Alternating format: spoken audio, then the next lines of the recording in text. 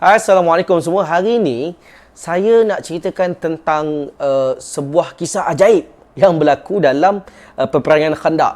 Peperangan Khandaq ni berlaku waktu zaman Nabi Muhammad sallallahu alaihi wasallam dululah.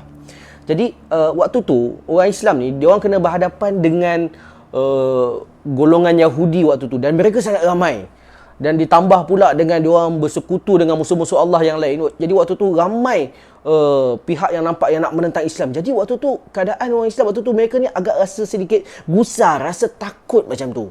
Sampailah datang seorang sahabat waktu tu, nama dia Salman Al-Farisi. Dia cadangkan kepada Nabi untuk menggali sebuah parit sebagai salah satu daripada strategi peperangan diorang lah, untuk menghalang musuh waktu tu. Jadi kalau parit ni kita kata macam longkang besar, macam itulah, lebih kurang lah kan. Jadi waktu tu walaupun angkat macam tu, umat Islam dia masih lagi rasa takut, masih lagi rasa risau kan. Jadi masa diorang tengah-tengah nak, orang kata nak menggali parit tu, tengah penat dengan tak cukup bekalan makanan, sampai satu masa tu ada satu batu besar tu diorang nak pecahkan dekat parit tu, nak pecahkan, tak dapat pecahkan. Akhirnya mereka panggil Nabi Muhammad sallallahu alaihi wasallam. Nabi Muhammad datang. Nabi Muhammad cuba pecahkan batu tersebut. Bila Nabi cuba pecahkan, 3 kali Nabi ketuk dan Nabi nampak keluar percikan api. Setiap kali keluar percikan api tu, Nabi sebut Allahu Akbar. Allahu Akbar. Allahu Akbar. Sebab apa? Dan waktu tu sahabat ni dia bertanya kepada Nabi, apa yang kamu nampak, wahai Rasulullah? Nabi kata apa? Aku melihat pandangan daripada udara. Pada percikan pertama, aku melihat Istana Putih di Yaman. Subhanallah. Pada percikan kedua, aku melihat Istana Kisra di Parsi. Subhanallah. Dan pada percikan ketiga, aku melihat mahligai raja-raja di Konstantinopel.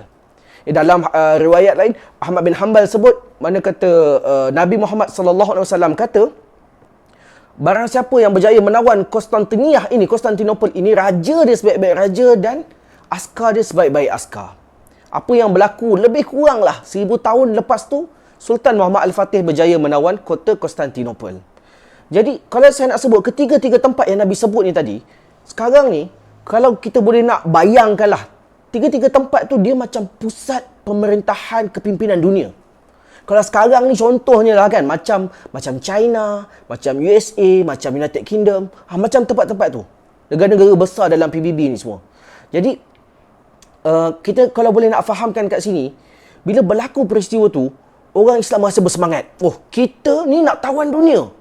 Setakat orang Yahudi ni, berapa kerat ni, apalah sangat. Sebab apa? Mereka ada big picture. Dia ada satu misi yang besar. Sebab tu kita hari ni, kita ni ialah orang yang telah dijanjikan oleh Allah untuk kembali memerintah muka bumi ini. Mereka yang telah dijanjikan oleh Allah sebaik-baik umat, sebaik-baik kejadian. Jadi adakah hari ini kita masih lagi menjadikan alasan, aku ni rasa malas nak bangun pagi, sebagai satu alasan.